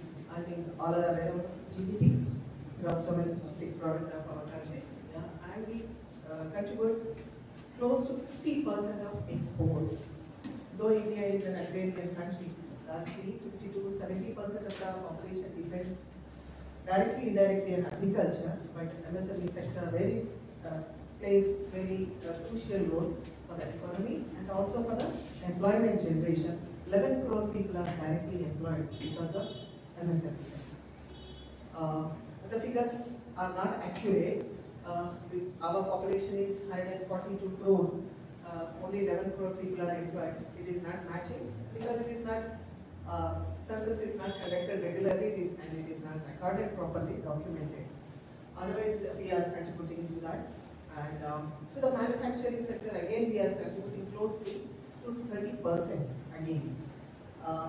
So we cut across all the sectors, all the segments of the population also, starting from aerospace to the soil, mining, everything comes under MSME. Be it steel, be it agriculture, dairy, textiles, handicrafts, electronics, everything we cover. That's how this ministry is very important. And also the National Institute of MSME. We are 63-year-old institution. You can visit our website, nmsme.org. We are building the capacity of the very senior officials in the government sector and also in the financial institutions and other private institutions related with this, starting from Indian engineering officers, Indian economic service officers. So they come to our institute for a module on MSME learning. So we basically train our officials in the ministry and all the state industries department. We have in every state industries department, like the education department, agriculture, we have these departments, and there is no awareness on this. So we train these officers, and we also train other line department officers, especially agriculture, because agriculture and MSMEs, it goes hand in hand. Again, rural development and women and child development, because women constitute one of the very significant percentage in our population, and again youth. So we concentrate on all these ministries. And close to 6 lakh officers we have trained. Officers alone we have trained in 63 years, and we are running successfully a journal called Small Enterprises Development Management Extension Journal. You can visit our website. We completed golden years for that. 50 years we have completed last year. That is the only worldwide window for MSME research outcomes. So if you have any good research outcome from a university or the hub or whatever, IPR, other things, you can publish. We do have international research outcomes in that. That is rated very high. That journal we are successfully running, and we do a lot of research and consultancy to Government of India, various ministries, even in the service sector, whether it is the Ministry of Finance, Ministry of Corporation, Ministry of Tourism, we do all this. And we are also in the skill mission to help the government. Since 15 years we have been doing some skill development for the youth and women in IT, enabled sector, and women-oriented skills, technical skills, all that few we have been doing. So this is in brief about our institute, and we largely contribute for the policy advocacy to Government of India. If a new scheme has to be released to the country, so what is the implications and why that scheme should come to the country, how it is beneficial. So that's what we do. Once it is implemented, how it is doing well, whether it is appreciated, whether it is beneficial, whether it is really doing good for the stakeholders. We do that, and after completing, so what is the impact? So whether it should be continued or some amendment should be made. This kind of policy research also we do for the Government of India. So this is in brief. When you are in Hyderabad, you are most welcome. Otherwise, through any social media handle or through website, email, you can contact us for any help related to entrepreneurship. So we chant the mantra of entrepreneurship. We are trying to help the country by offering our services for the growth and development of MSME sector in India. Apart from this, our one flagship program is International Executive Development Program. So most of the time, we think that India is still backward, right? So our youngsters, I think 10 years ago, lot of migration, I can say, took place especially from Telugu states across the country. It's happening. So all the youngsters, after completing their graduation, they are flying off, thinking that there is something great across the borders. I really appreciate the team headed by Mr. Ravi Ishwar and the entire their team. So they have come back and they were doing a lot of philanthropy. I can say a lot of philanthropy. So that should be also a case. I think I will recommend someone. IIM is documenting your case on the hub success. But this success should be documented and it should be shown to our NRIs. So we think that we are not doing well.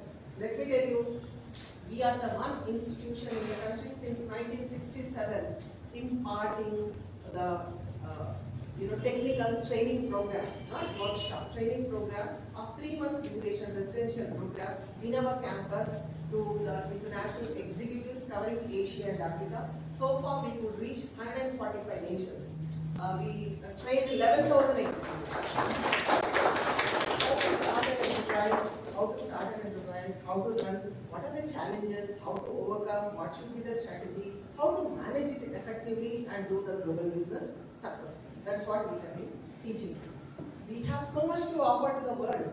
So we have standardized many practices, we have best practices, technology and many financial products. So many formulas we have developed starting from our SHG groups. So that we have been sharing with them. They are going, they are implementing and they are sharing their success with us. So we always should feel proud that India is a great nation. Understand? Yeah. And this program related to solar energy and photovoltaic cell. So what to teach about sun? Tell me. Is there something to specially teach about sun? Don't we know what is sun? What is the importance of oxygen? How precious is water? And how great is this Mother Earth? Is it required to be taught? Yes or no? No. So this program is not required. Right? All these investments, efforts, there is so much to learn. Right? There is so much to learn. Most importantly, I think during COVID, everybody might have realized the importance of sun and the vitamin D. Right? So people have taken even vitamin D injections, including me. Okay? And it's a regular phenomenon in other countries, the other world. Because as rightly pointed out by respected registrar, so they don't have the seasons. Hardly 2 seasons or 1 season. There is no sunlight for them. So it's regular for them to inject the vitamin D. So sun is the Mother Earth. Sun is the basis for life, I believe. See, there is no proper sunlight exposure, there is no proper metabolism, no synthesis, no analysis, and it's become defunct and lot of issues. Whether it is human body, or agriculture, or soil, or any microorganism in this world. You agree with me? Yes? Just remember your school days science lessons. So, we fail to take maximum out of what is given free. We are very ready to pay always price, and we try to make unnecessary efforts and we toil ourselves and expecting some great results. Sun is there for this entire universe, and it is always there and it is giving a lot of things for us. And how do we make that as an enterprising activity? That's what we have to discuss. I think Mr. Vivek already started some technical discussion. It will go on. But think, how do you make a best business tapping this solar energy into a power? That power which generates a lot of business either in the manufacturing sector or in the service sector. We have Ministry of Renewable Energy, Non-Renewable Energy. Okay. Apart from that, various ministries are offering schemes. One gentleman told that now there is a lot of trust on this sector, including our own ministry. We have an institution that means we have an institution, KVS, Khadi and Village Industries Commission. Under that, we have a scheme for solar charka. Khadi, that institution focus more on making khadi. Under that, they have given schemes, support for making the charka with the solar power. That is already established. If any of your family members are there, you can tell them to do that. Otherwise, under MNRE, so a lot of schemes are available. Solar Mitra, okay, Surya Mitra, so many schemes are there. I think that will be dealt during the sessions. And I think Vivek also told that they are working on the wind turbines. There is an institution in Hyderabad already. It's not institution, it's a medium-sized enterprise, Windstream Hybrid Energy Technologies. They operate with solar panels and wind turbines. It's a very successful model. They have implemented this project in the Siachen for the Ministry of Defense and across the borders, and they're doing well, and they're also exporting. I'll share the contacts so you can go through that. And if you wish, we can have an online session by Mr. Venkatkumar Tangirala. He is the MD and CEO for the benefit of the participants. I can arrange that. So many things are happening in our own state, like Hyderabad. I'm telling this medium-sized institution. And when one time I was with the Ministry of Fisheries, National Fisheries Development Board, we have taken up this project in Lakshadweep. I hope all of you are aware of Lakshadweep. It is part of India. It's a very budget. I think since 2 months it is in the very much limelight because none other than Honorable PM went for snorkeling there. Okay, I'm one of the fortunate Indian to get into the Lakshadweep 5 years ago because of this project. Entire island survives on generator set with the diesel. There is no power, there is no regular power. You have a lot of business to do there. So government has taken a call at least to start something with this solar panels. So we were instrumental under one of the schemes in Blue Revolution to set up in government institutions this solar panels and wind turbines. Together, it's a hybrid one. That time, the president was His Excellency Pranab Mukherjee. He came and he inaugurated that project. Okay, so many things are happening, but which one to do? So sun is there, I am telling. As long as this universe is there, it will be there, and he never cheats us, right? The power he gives us, the things he provides us for our life and livelihood, it is uncompromised, isn't it? We are sure about that. So we have to make sure of our plan to start an enterprise here. You understand? Then in Rajasthan, few things I will just share. In Rajasthan, there is a place called Zilonia. So we have a solar institution. Okay, none other than again the entrepreneurs and mostly women. They come from African nation to learn about this. Entire thing about solar, like your panels, your your cells, lanterns, mobile chargers, and various applications products what we do. And it is all taught by, not very enlightened professors or these NRI professors or chair professors like Pushpatamji. It is all done by illiterate women. Okay, they are so equipped in this sector. They are called solar mamas. Mama means mummy, amma. Alright, solar mama.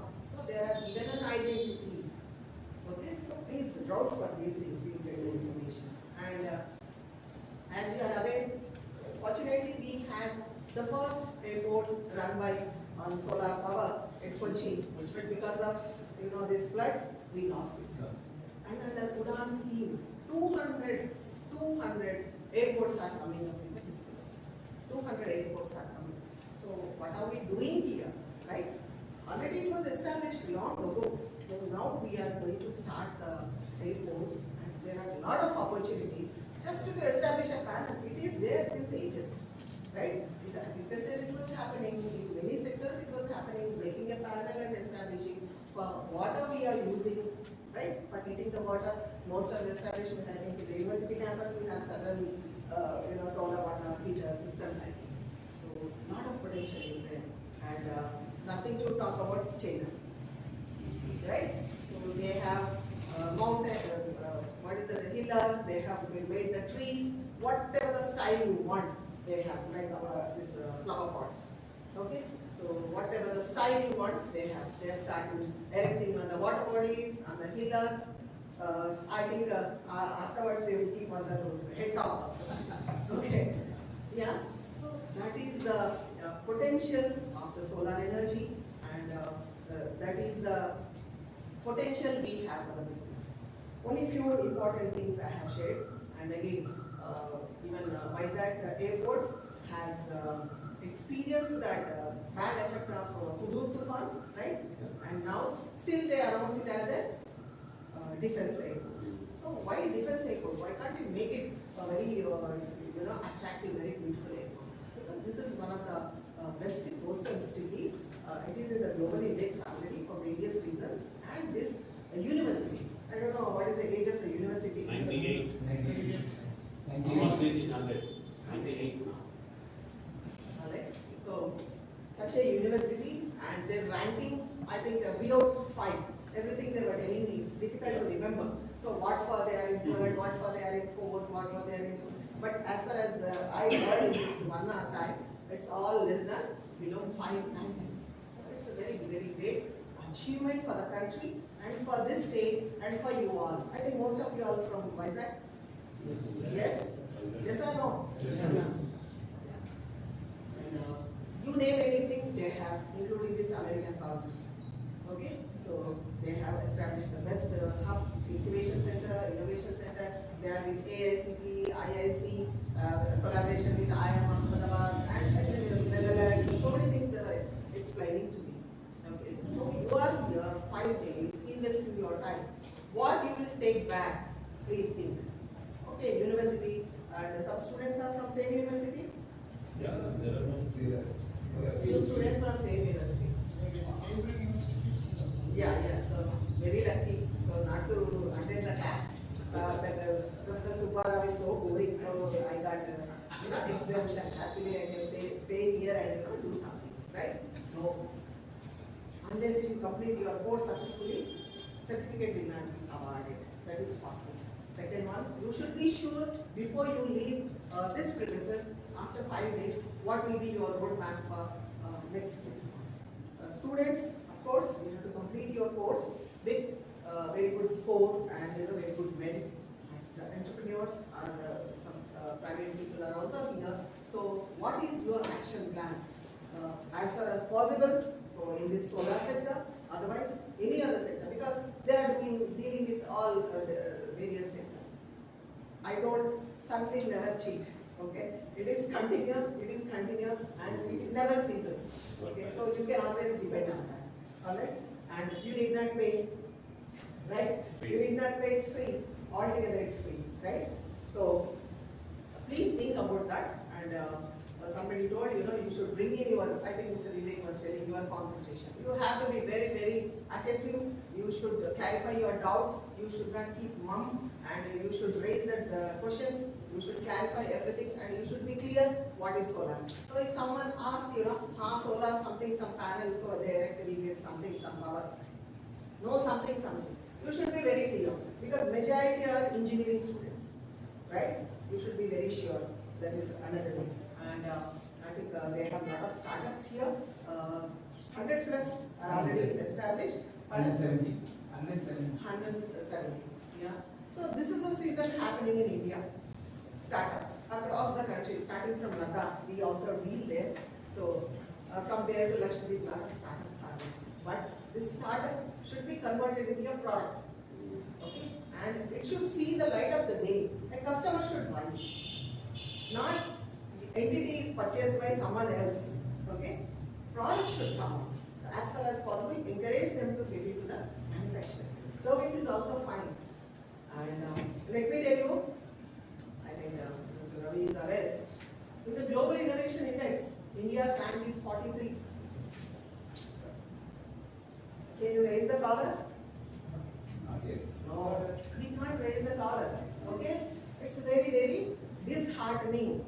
Number 1 in population, number 5 in economy, we are trying to reach 3rd position, but in the innovation index, with 54% of the population youth, our ranking is only 43.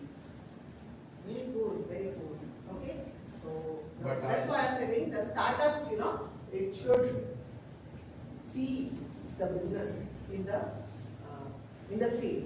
For that, we have good number of schemes, financial institutions are there, but you have to make good business plan and your project. There is no shortcut. There is no shortcut. That has to be done, and there is a system.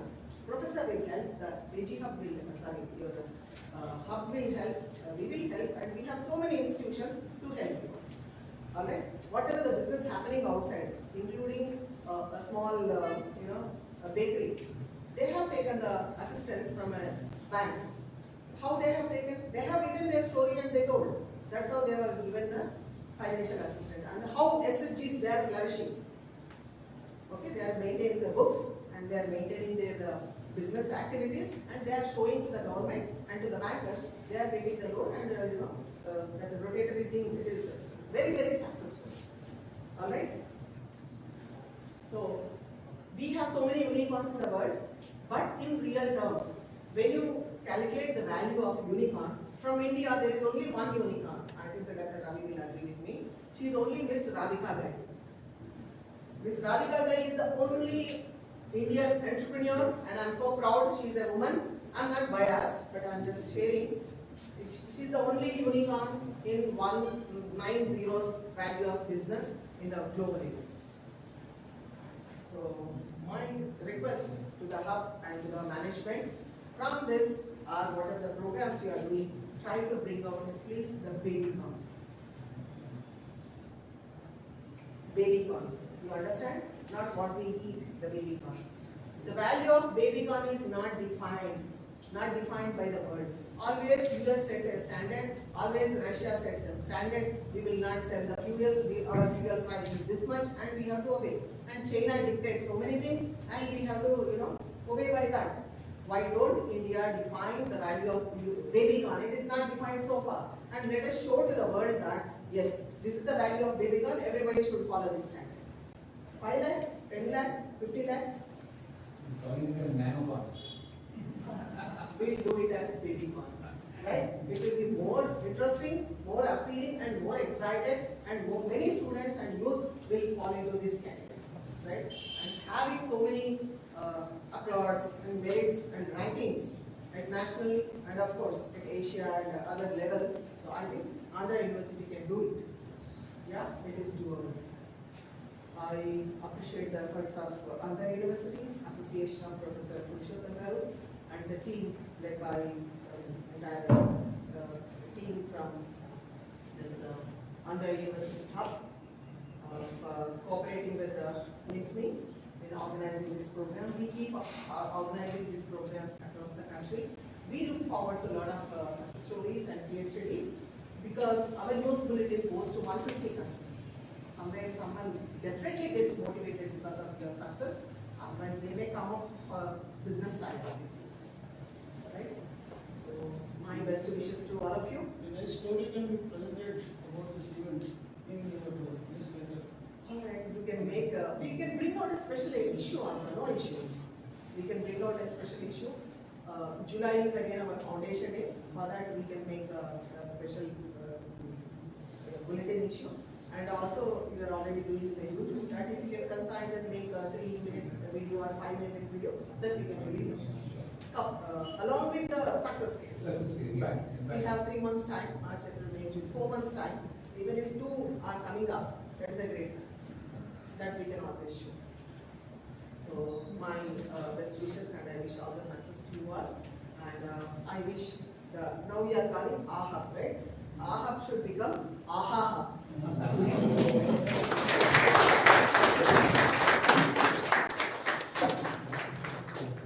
Thank you, Dr. Swarupa, for that eloquent, for your eloquent, inspirational, informative words. I just noticed that you are a professor with a PhD in entrepreneurship. As you've seen, there are so many enthusiastic folks sitting here in this group for the workshop. One of the things that we've been trying to do is run workshops in local languages, Telugu here, of course, and I'm not sure if your institute has any program or scheme that we work with or sponsor for local language workshops. That is something that we've been trying to run here. Maybe we can discuss that. Yeah.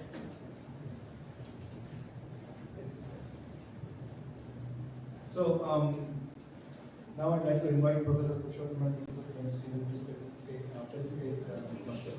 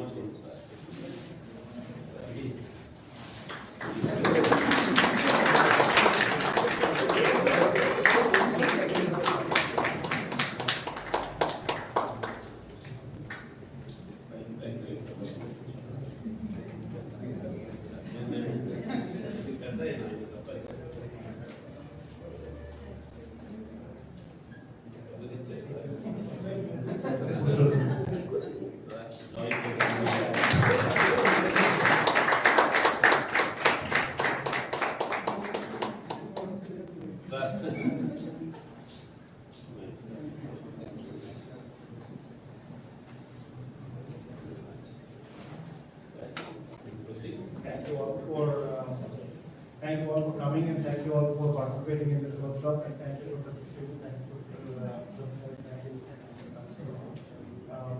We would like to invite all for lunch now. But before that we have a group photo. Can you all assemble?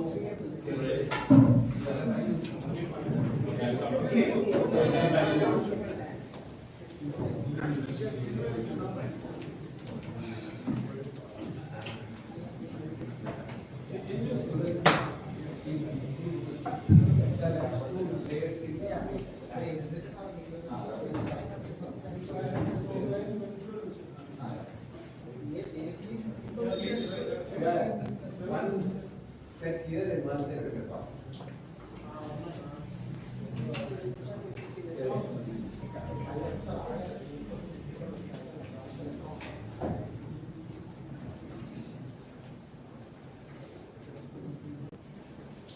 Girls can stand and do Yes, first, boys can play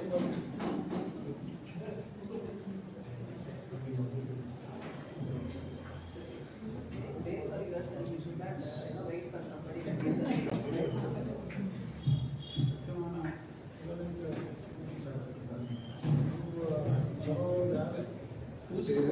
Empty chair, artificial chair. Ravi, chair. Chair.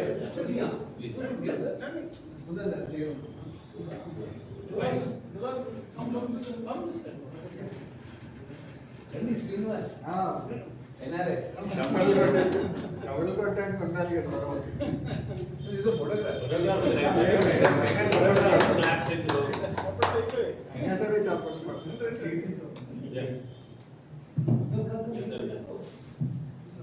Yes, I go somewhere. Show your face. You come with it. Come. Yeah.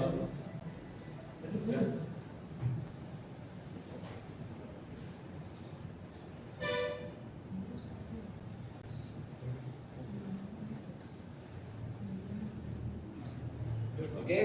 Right.